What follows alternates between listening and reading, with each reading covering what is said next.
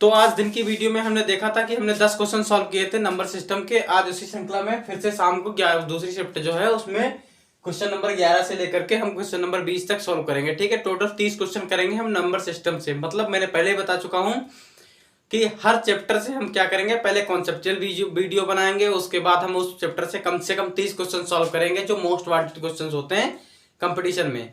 इसी श्रृंखला में क्वेश्चन नंबर 11 जिसे आप देख लीजिए, ये मैंने थोड़ा शॉर्ट में लिखा है। मैं आपको क्वेश्चन ऐसे बता दूं क्या है। क्वेश्चन कहता है कि अगर ए और बी दो पॉजिटिव इंटीजर हैं, यानी कि ए और बी जो है वो धन पूर्णांक हैं।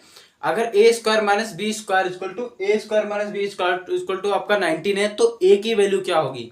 सबसे पहले पॉजिटिव इंटीजर्स है, मतलब ये नेगेटिव में नहीं होंगे। ठीक है, अब हम क्या करेंगे, पहले तो इस क्वेश्चन को सॉल्व करने के लिए हमें पिछली जो मैंने आइडेंटिटीज आपको पढ़ाई है ए स्क्वायर माइनस बी स्क्वायर की, वो आइडेंटिटी पता होनी चाहिए। तो सबसे पहला बेसिक क्या होगा, हमें ए स्क्वायर माइनस बी स्क्वायर की आइडेंटिटी पता होना चाहिए।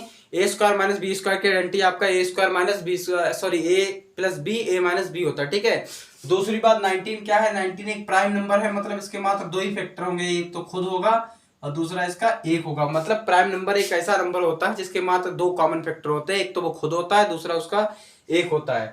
तब मैं क्या करूंगा, ए स्क्वायर, पहला क्वेश्चन सॉल्व करते हैं यहाँ पे। ठीक है, 11वां क्वेश्चन सॉल्व करते हैं। A square minus B square equal to आपको दे रखा है 19। ओके, तो मैं इसको 19 इंटू 1 भी लिख सकता हूँ, कोई दिक्कत नहीं है।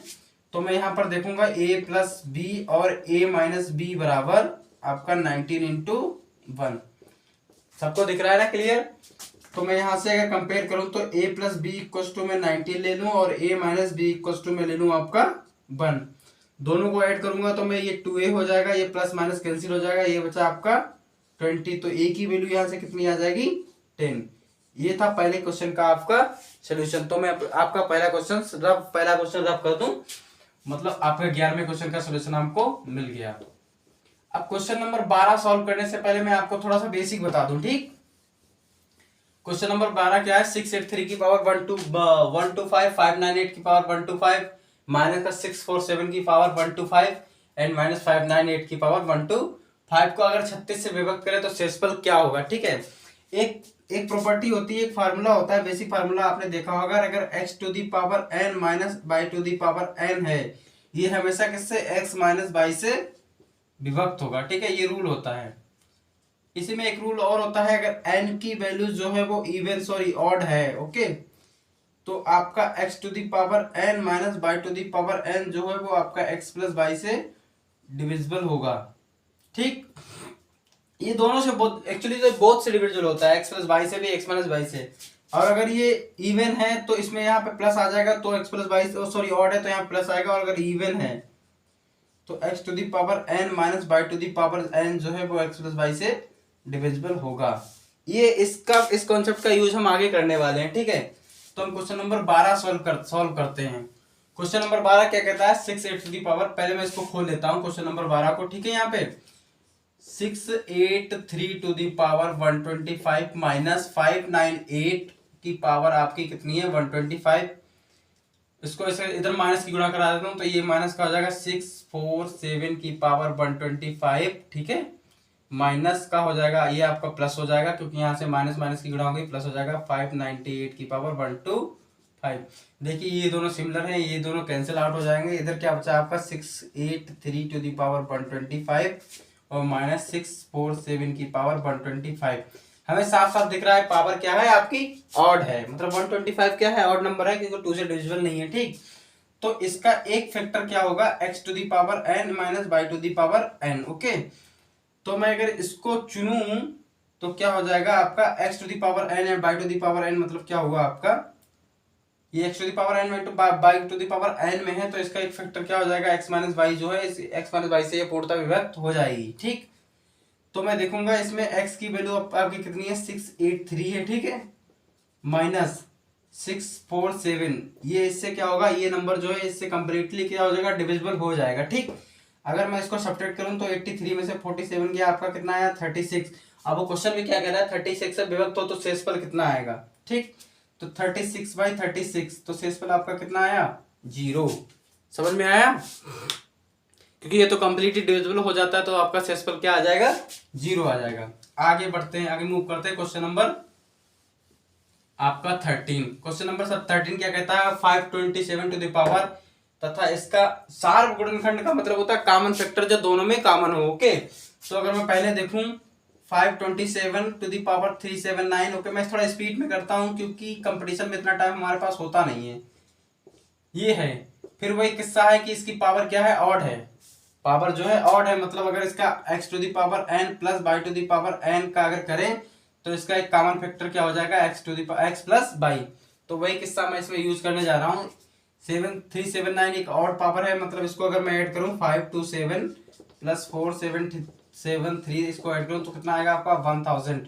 ठीक है, 7 3 10, 7 2 9 1 10, 5 4 9 1 10। ठीक है, कितना आ जाएगा आपका 1000, 5 4 9 मतलब 900 और 100 कितना हो गया 1000। ठीक, अब 1000 ये तो पहले वाले का आया। दूसरे में पावर आपकी क्या है 166। 166 आपका क्या है, एक इवन नंबर है। इवन नंबर मतलब सम संख्या है, तो मतलब अगर मैं इसको ऐड करूं तो इसका कॉमन फैक्टर क्या हो जाएगा 527।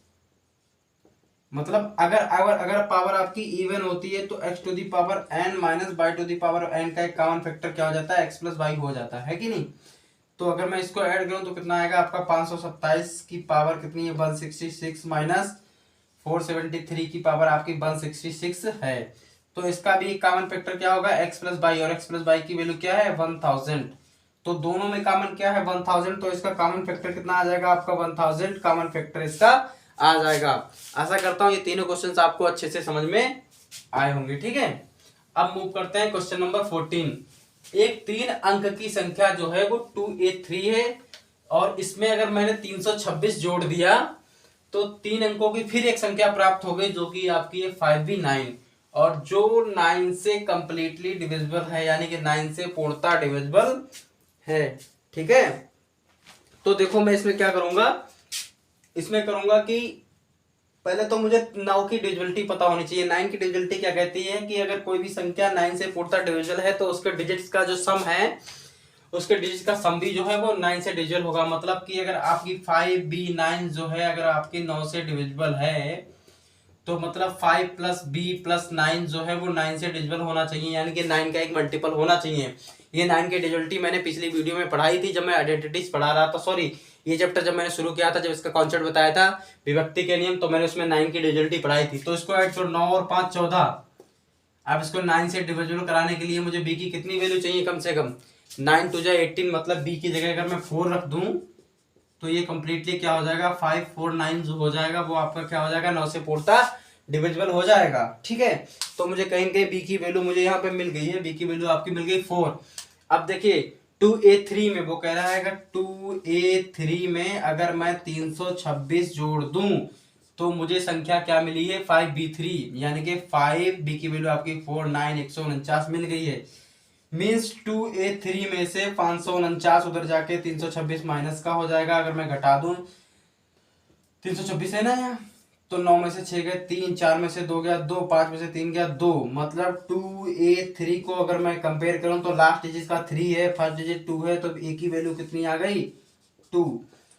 ओके, तो a की वैल्यू 2 है और b की वैल्यू 4 है, तो उसने पूछी किसकी वैल्यू है, उसने कहा है कि 5b, ये 5a माइनस 2b की वैल्यू बताओ। तो 5 इंटू a की वैल्यू आपकी कितनी आई है 2 माइनस 2 इंटू बी की वैल्यू कितनी आई है आपकी 4, तो 5 दूनी 10, 2 चौकू 8, मतलब आपका आंसर कितना आएगा 2। ये होगा आपका क्वेश्चन नंबर 14 का आंसर। फटाफट करते चलिए क्योंकि ज्यादा टाइम होता नहीं है कंपटीशन में, मैं भी स्पीड से करूंगा तो आपको भी थोड़ा अंदर से कॉन्फिडेंस आएगा कि हम भी तेजी से करें। अब क्वेश्चन है 3257 में 3257 की, क्वेश्चन नंबर 15 जो क्या कहता है 3257 की पावर 683 को अगर 3256 से भाग दें तो शेषफल क्या होगा। तो सिंपल है, क्या है देखो 3257 है आपका। ओके, इसकी 683, ये तो इवन सॉरी ऑड नंबर है। ओके, तो क्या करूंगा, एक फार्मूला होता है ना x to the power n minus 1 का जो होता है फैक्टर, जो होता है एक फैक्टर मतलब वो डिविजिबल ही होता है, वो किस ऑलवेज किससे x माइनस 1 से क्या होगा डिविजिबल होगा। ये वाला रूल इसमें लगाएंगे। तो देखिए x to the power n से अगर मैं कंपेयर करूं तो 3257 की पावर 683 माइनस 1 का एक फैक्टर जो होगा जो उससे डिविजिबल होगा मैं यहाँ डिविजिबिलिटी का साइन लगा देता हूँ, मतलब 325 जो होगा, इसमें से अगर एक माइनस कर दूं कोई दिक्कत, तो यहाँ पर मैं देख रहा हूँ कितना आ रहा है, 3256 आ रहा है ना।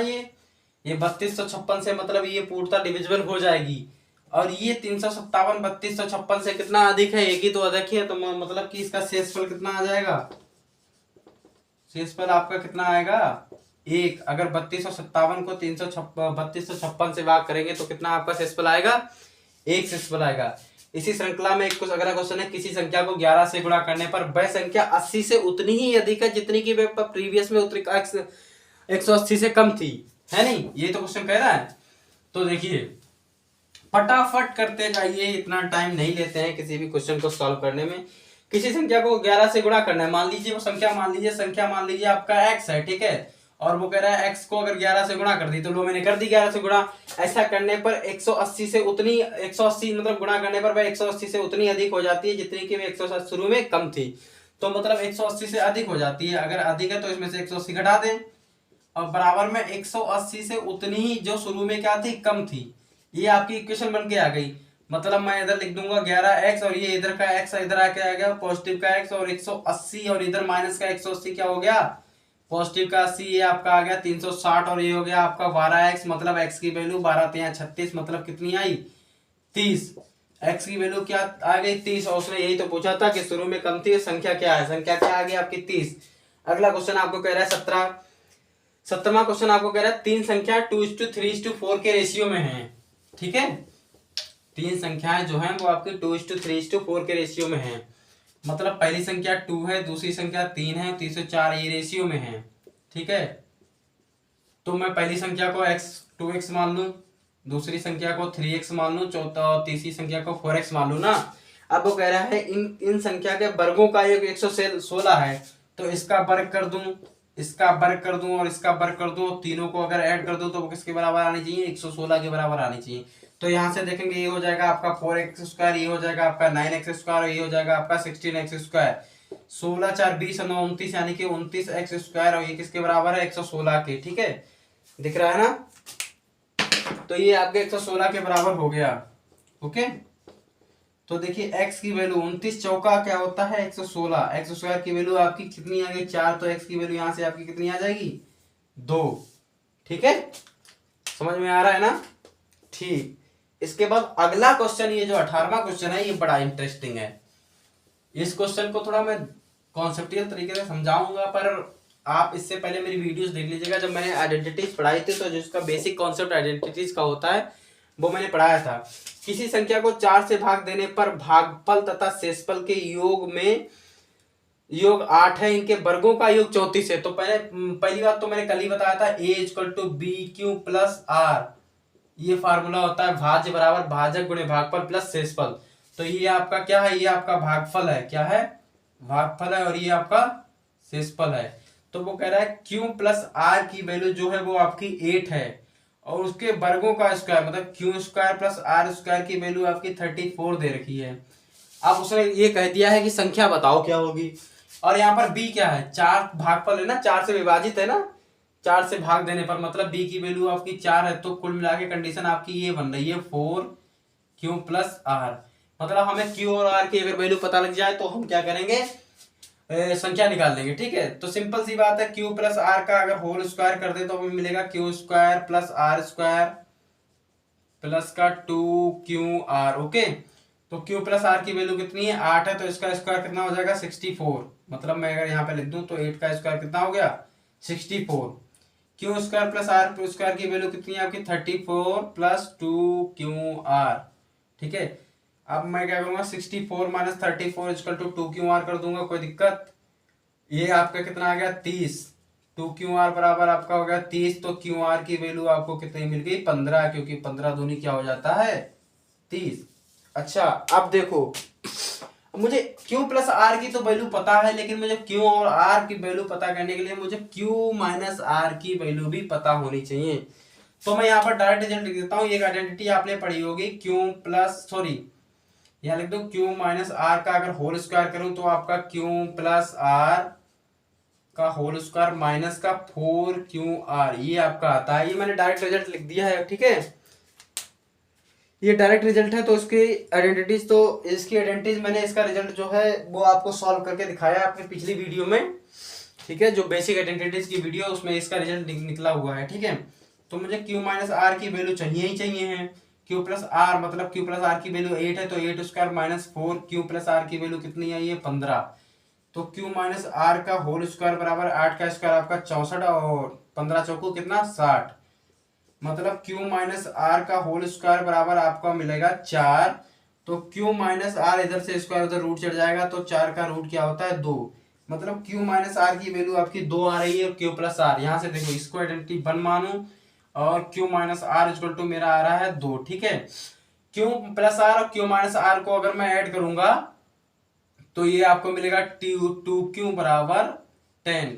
तो Q की वैल्यू आपकी कितनी मिल जाएगी, इसका इसको 8 to 10 होता है ना, तो Q की वैल्यू आपको मिल जाएगी 5, है नहीं। इसमें रखिए, अगर Q की वैल्यू सपोज करो ये आपको रिजल्ट दे रखा है Q plus R equal to आपको 8 दे रखा है, अगर Q की वैल्यू 5 है तो R की वैल्यू कितनी होगी, ओबेसियली R की वैल्यू कितनी हो जाएगी 3। अब इसी Q और R की वैल्यू इस इक्वेशन में रखेंगे, इस इक्वेशन में जो ये दे रखी है, ये इक्वेशन मैं फिर से साफ करके लिख देता हूँ थोड़ा बढ़िया से। ये इक्वेशन क्या दे रखी है भाई, हमें संख्या तो निकालनी है, वो कह रहा है कि संख्या ज्ञात करो, तो संख्या निकालनी है ना। तो a इक्वल टू मेरी क्या बनी थी 4Q प्लस आर, ठीक है, 4 ऐसे रहा। Q की वैल्यू मेरी कितनी आई थी, Q की वैल्यू आई थी 5 प्लस R की वैल्यू आई थी 3, तो 4 पंजे 20 और 3 33, तो मेरी संख्या कितनी बन गई 20 और 3 23, ठीक है। तो मेरी संख्या कितनी बच गई 23।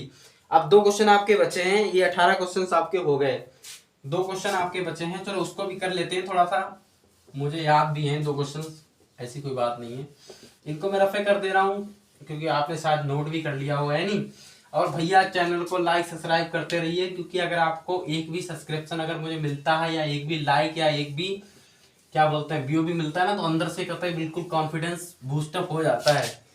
तो इसीलिए आप लाइक और सब्सक्राइब करते रहिए। जैसे एक क्वेश्चन है कि सपोज करो एक परीक्षा है जिसमें राइट आंसर्स के लिए, मतलब सही उत्तर के लिए 2 नंबर दिए जाते हों और रॉन्ग आंसर के लिए जो है वो आपको 1 नंबर रिड्यूस कर दिया जाता है। मतलब एक कंपटीशन है 100 नंबर की, सपोज करो एसएससी की कंपटीशन है जिसमें 2 नंबर मिलेंगे सही के लिए और गलत के लिए क्या मिल जाएगा 1 नंबर, मतलब 1/2 की मार्किंग है सपोज करो। और सपोज करो एक एक्स नाम का लड़का है या लड़की है जिसने 100 क्वेश्चन अटेम्प्ट किए, 100 के 100 अटेम्प्ट कर दिए, बंदा मतलब मस्त था भाई, स्पीड अच्छी थी, 100 के 100 अटेम्प्ट किए, लेकिन नंबर उसके जो आए हैं वो 80। तो सब बताओ कितने उसने सही मतलब अटेम्प्ट किए होंगे, ठीक है, सोचो सोचो सोचो कितने सही अटेम्प्ट किए होंगे। अच्छा ऐसा मान लो, चलो मैं सॉल्व करके दिखाता हूँ। मान लीजिए उसने राइट के लिए उसने एक्स लिया, इसको डब्लू बंदा मान लो, कोई दिक्कत नहीं, मैं एक्स ले लेता हूँ। राइट क्वेश्चन के लिए एक्स लिया, तो अगर क्वेश्चन उसे रॉन्ग हो जाए तो भाई रिड्यूस हो जाएगा ना 100 में, तो 100 में एक क्वेश्चन कम हो जाएगा ना भाई। 100 में एक क्वेश्चन, अगर उसने एक रॉन्ग क्वेश्चन अटेम्प्ट कर दिया मतलब क्या 100 में एक राइट क्वेश्चन खत्म हो गया, ठीक। अब वो कह रहा है उसे 2 नंबर मिलते हैं राइट के लिए, है नहीं, और उसको जो है 1 नंबर मिलता है रॉन्ग के लिए, ठीक। क्या मिलता है 1 नंबर उसको मिलता है रॉन्ग के लिए। तो देखिए इसको यहां सब्ट्रैक्ट कर दूं, ठीक, और ऐसा करने पर जो है वैल्यू आपकी कितनी आ रही है 80, मतलब राइट माइनस रॉन्ग मिलाकर उसे कुल प्राप्तांक कितना प्राप्त हुआ है 80 नंबर प्राप्त हुए ना, तो प्राप्तांक उसका 80 है, ठीक।